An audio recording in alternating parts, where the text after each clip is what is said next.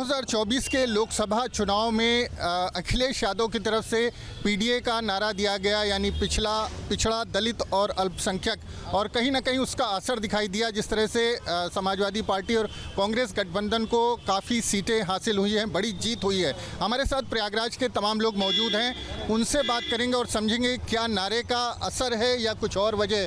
क्या लगता है आपको 2027 का लोकसभा चुनाव पीडीए का नारा था, अखिलेश राहुल एक साथ थे, किस तरह की राजनीति हुई? 2027 का चुनाव तो अभी आने वाला है। 2024 का चुनाव 2024 का चुनाव जो है वो पूरी तरीके से पिछले 10 साल का जो एंटी कैम्पेंसी था नरेंद्र मोदी जी का, उसके खिलाफ जनता की आंखें खुल चुकी थी। राहुल गांधी जी ने जिस तरीके की 2 यात्राएं इस देश में की, एक भारत जोड़ो यात्रा और दूसरी भारत जोड़ो न्याय यात्रा, तो राहुल गांधी जी का ये जो मुहिम था इस सरकार के खिलाफ जनता को जगाने का, चाहे वो किसान हो, नौजवान हो, महिलाएं हो, दलित हो, पिछड़े हो, शोषित हो, वंचित हो, आदिवासी हो, हर मुद्दों पर राहुल गांधी जी ने मुखर होकर सड़क से लेकर सदन तक मोदी सरकार के अखिलेश यादव का कितना योगदान है? बराबर का योगदान है। ऐसा नहीं है उत्तर प्रदेश में यदि परिणाम हमारे फेवर में इतना आया है और 37 सीटें समाजवादी पार्टी पीडीए का नारा दिया था, पीडीए का नारे का असर दिखाई? बिल्कुल बिल्कुल। देखिए, ये सामाजिक न्याय की लड़ाई इंडिया गठबंधन की लड़ाई है।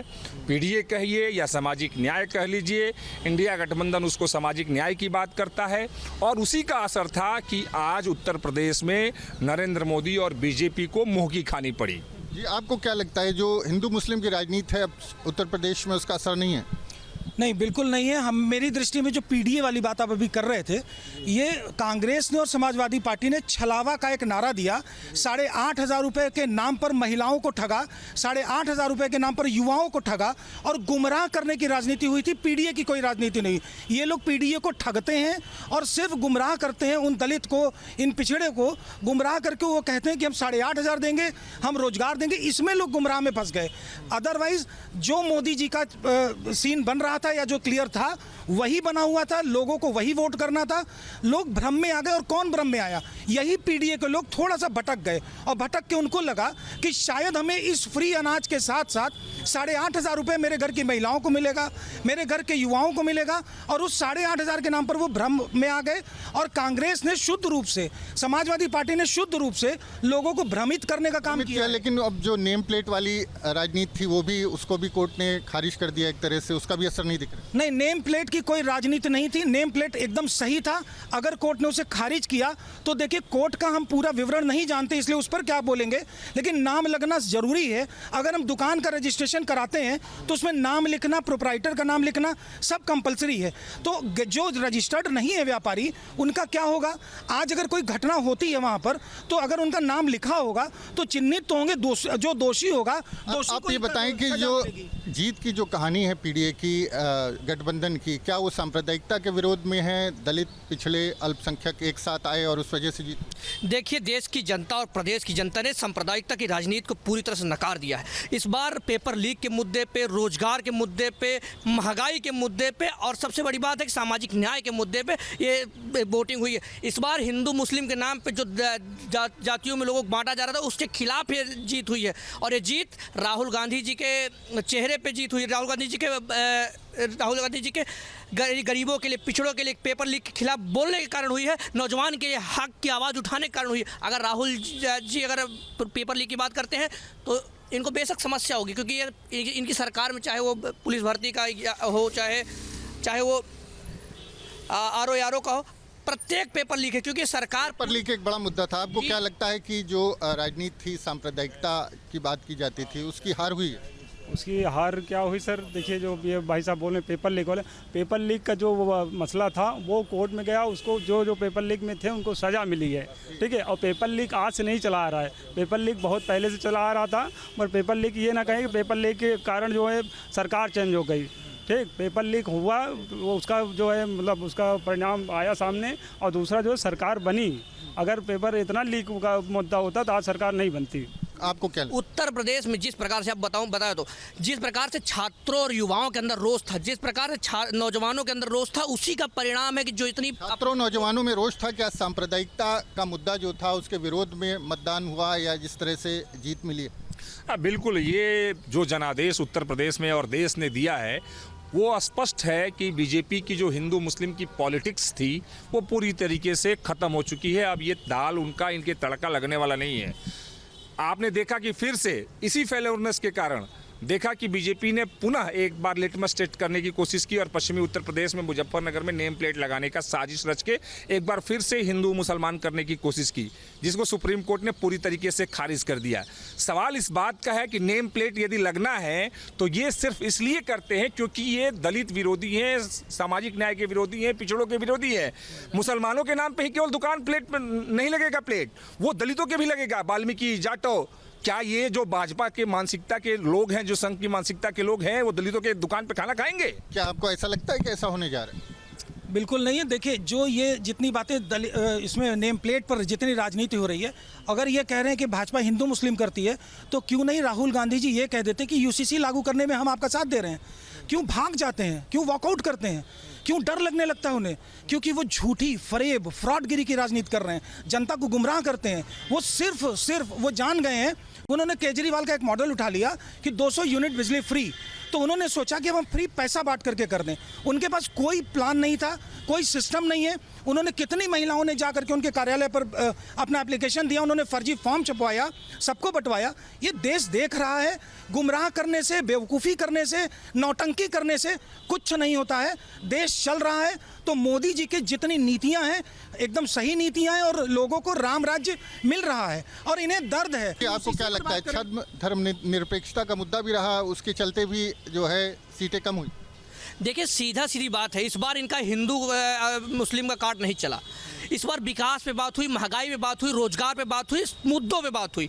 अगर मुद्दों पे खेलेंगे तो कुछ भी नहीं किए, क्योंकि एक भी नौकरी नहीं मिल रही है। लगातार 6 महीने खत्म होने को, अभी तक दोबारा से यूपी पुलिस का पेपर नहीं कराया गया, आरओ पेपर नहीं कराया गया, कुछ नहीं निकला, सिर्फ वादे हैं, वादा खिलाफी। पीडीए मुद्दा तो रहा सर। ये जो है क्या पिछड़ा दलित और अल्पसंख्यक, इन्होंने एक साथ वोट किया, क्या बीजेपी की राजनीति के विरोध में?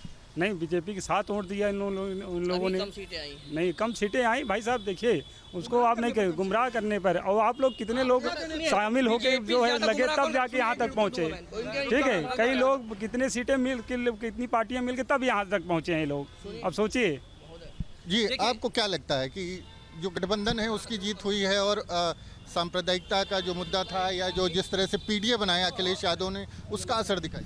अब पूरी तरीके से ये इंडिया गठबंधन की जीत है, ये संविधान की जीत है, ये मुद्दों की जीत है, ये राहुल गांधी जी की सोच की जीत है, ये इंडिया ऑफ आइडिया की जीत है। और बार बार मैं देख रहा हूँ कि बीजेपी वाले आजकल जो भक्त हैं वो 8500 की बात करते हैं। वो मोदी का 15 लाख की जुमले की बात नहीं करते हैं, वो 15 लाख नहीं मांग रहे हैं। अरे अभी आज मैं चैलेंज के साथ कह रहा हूँ, यदि आज कांग्रेस की सरकार होती, 100% गारंटी के साथ 8500 रुपया देश के गरीब महिलाओं के खाते में जाता। जिस स्टेट में कांग्रेस की सरकार है, जिन स्टेट में कांग्रेस की सरकार है, उसमें ये दिलवा के दिखा दे 8500। ये कांग्रेस के नेता हैं और शुद्ध रूप से झूठ बोल रहे हैं। कांग्रेस जहां जहां है 8500 दिलवा दे, रोजगार दिलवा दे। वहां पर इन्होंने पेट्रोल बढ़ा दिया और पेट्रोल और डीजल बढ़ा करके लूट लिया लोगों को। इनका काम ही है। कांग्रेस ने सिर्फ झूठ फरेब की राजनीति से शुरू किया, फूट डालो पर राज किया, वही ये हिंदू मुस्लिम कांग्रेस कराती रही। कांग्रेस अगर असली में राजनीति करना चाहती है तो यूसीसी लागू करवाए। व्हाट्सएप यूनिवर्सिटी से बाहर निकल कर देखेंगे तो हिमाचल प्रदेश में महिलाओं के खाते में 45 रुपये 3 महीने का हमने दिया है। ये पता करें। और भी जगह सुनिए, अगर इसी तरह अगर जुमले अगर 8500 को, तो ये भी तो फ्री का बात कर रहे थे ना कि बिजली भाई 200 यूनिट। एमपी में लाडली बहना योजना किसने शुरू की? वो भी तो फ्री का है। अगर उसमें अगर ये बात करेंगे इसमें तो फंस जाएंगे ना। ये सिर्फ और सिर्फ इनका गुमराह करने का है। और सुनिए, 2 करोड़ नौकरी की छलावा पहले किसने दिया? ये तो नहीं दिए, कुछ भी नहीं दिए। इनकी सरकार ही बन गई। हमारी तो सरकार ने इसलिए नहीं होनी। अगर हमारे नेता राहुल गांधी जी ने 8500 को वादा किया था तो 8500 मिलता। इसमें मैं आज भी लिख के दूं, अगर सर ये इस्तीफा दे मोदी जी, राहुल जी प्रधानमंत्री बनेंगे, आज 8500 रुपये मिलेगा, तब मिल जाता। इनका मतलब है मिलता। राहुल जी अपना तो बचा नहीं पा रहे हैं, मिलता। ये सपना दिखा रहे हैं और यही सपना दिखा रहे हैं। सवाल सीधी सी है कि जब अडानी और अंबानी जैसे पूंजीपतियों का 16 लाख करोड़ रुपया माफ कर सकते हैं नरेंद्र मोदी, तो क्या देश के 10 करोड़ गरीब परिवार को 8500 रुपया नहीं दिया सकता है? दूसरा सवाल कि अभी उपचुनाव हुए 13 सीटों पे 7 राज्यों के, भारतीय जनता पार्टी सिर्फ 2 सीट जीत पाई है। यह स्पष्ट तौर से क्लियर हो गया है कि देश की जनता ने अपनी आंखें खोल दी हैं। और जो लोग बार बार यूसीसी बोल रहे हैं, शायद उनसे यूसीसी का फुल फॉर्म पूछ लीजिए, मालूम नहीं होगा यूसीसी का फुल फॉर्म क्या है और किस क्लास में आता है। भारत में जो कानून है वो कितने सूची में है, ये पूछ लीजिए कि कौन कौन सी सूची में आता है। राहुल गांधी को यूनिफॉर्म सिविल कोड की जानकारी नहीं है, ये तथाकथित नेता उनको जानकारी दे दें, क्योंकि अब इलाहाबाद से राजीव गांधी गवर्न होते हैं और यही चुटपैये नेता उनको समझाते हैं कि क्या है यूसीसी का मतलब। अरे हिंदू मुस्लिम करा के लड़ाई कराने वाले कांग्रेस के एक लोग ये जान लें कि हिंदू मुस्लिम ना कराएं, बल्कि यूसीसी लागू करें ताकि सबको भारत में समान नागरिकता के साथ रहते रहें, एक कानून में बने रहें, सरिया में ना आए और ये गलतफहमी ना रहे ये लोग। सुनिए, पहली बात तो जिसको कुछ मालूम नहीं है कि एक भी चीज़ यूसीसी को दूसरे को छुटभैया नेता बता देंगे, कुछ भी बता देंगे, इसमें बड़ी बात नहीं है। मेन मसला ये है कि हिंदू मुस्लिम की राजनीति कौन करता है पूरी दुनिया को जग जाहिर है। हिंदू मुस्लिम की बात पर राजनीति कौन करता है पूरे देश को मालूम है। ये भाजपा का चरित्र है, भाजपा का चरित्र धर्म के नाम पे राजनीति करना। हमारा काम है विकास की राजनीति करना, हमारा काम है किसान की बात। अभी सुनिए, मैं किसानों का कर्जा माफ तेलंगाना की सरकार ने किया, ये क्यों नहीं करते अपनी राज्य सरकारों में? इनका है कि अडानी और अंबानी कर्जा माफ करें, ये इनका आम जवाब देखिए, कुछ नहीं करेंगे। ये जिस राज्य में हैं, इन्होंने कर्नाटक में क्या किया, इन्होंने 4% मुसलमानों को आरक्षण दिया। इन्होंने जिस तरीके से कार्य किया है, ये सिर्फ हिंदू मुस्लिम करके लड़ाई कराने वाली कांग्रेस पार्टी है। अगर ये नहीं चाहते कि लड़ाई हो,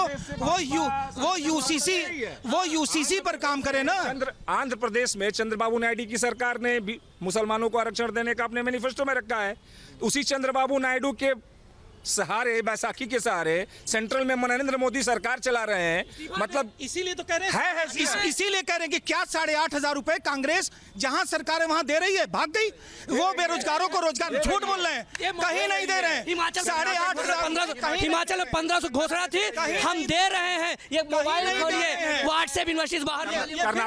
कर्नाटक में देख लें, आप लोग मीडिया जगत के हैं, आपके पास फैक्ट है, आप देख सकते हैं। कर्नाटक में हमारी सरकार है, तेलंगाना में हमारी सरकार है, हिमाचल में, तीनों जगह पर हम आर्थिक मदद कर रहे हैं। अभी हाल ही में तेलंगाना के किसानों का कर्जा माफ किया।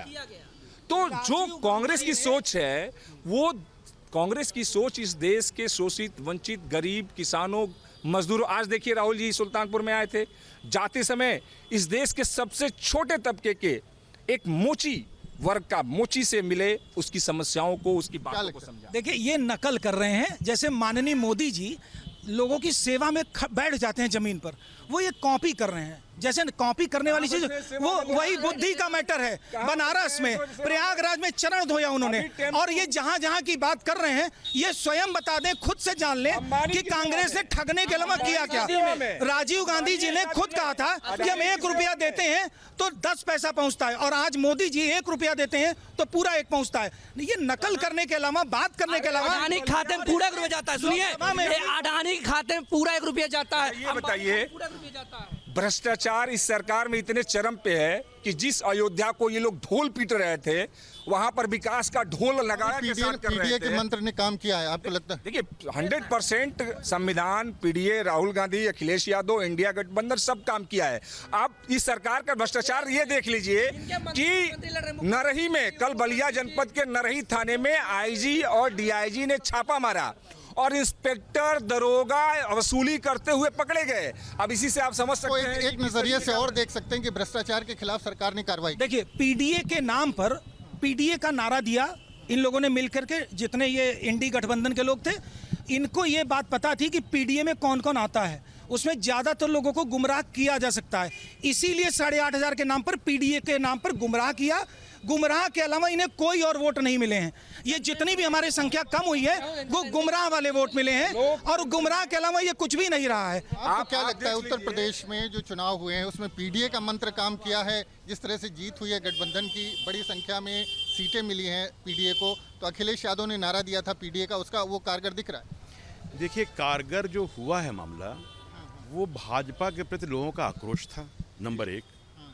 नंबर 2, जो मोदी जी ने टिकटों का यहाँ फैसला किया है, वो अपने जाल में खुद फंस गए।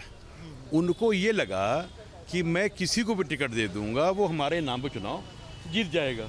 बट ऐसा नहीं हुआ। ये कहना चाह रहे हैं कि विपक्ष की जो उनकी नीतियां हैं, जो बीजेपी की नीतियां, उसके चलते हार हुई है, ना कि ये विपक्ष की जीत है। नीतियों के चलते हार नहीं हुई है। हार का मूल कारण है उनकी आपसी अंतर्कलह।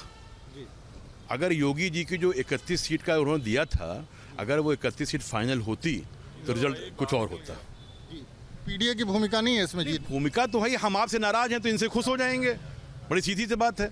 अगर मैं आपसे कुपित हूँ और ये मेरे विरुद्ध खड़ा तैयार बैठे हैं हित करने के लिए, तो मैं इनके फेवर में चला जाऊँगा। भाई जनता जब कुपित हुई, अयोध्या में क्या हुआ? भाई लल्लू सिंह चुनाव हारे, क्यों हारे? भाई लल्लू सिंह के खिलाफ लोगों का आक्रोश था। योगी जी किसी और रिकमेंड कर रहे थे, उसको टिकट मिला था, माहौल कुछ और होता। इलाहाबाद का ले लीजिए, आप लोग भी जान रहे हैं, आप इलाहाबाद के हैं, किनको मिलता तो क्या माहौल होता और किनको मिला तो क्या माहौल हुआ। आपका कहना है कि अंतर्कलह थी, उसकी वजह से जीत हुई। आप कह रहे हैं कि पीडीए की जीत। देखिए, हर व्यक्ति का अपना सोच है।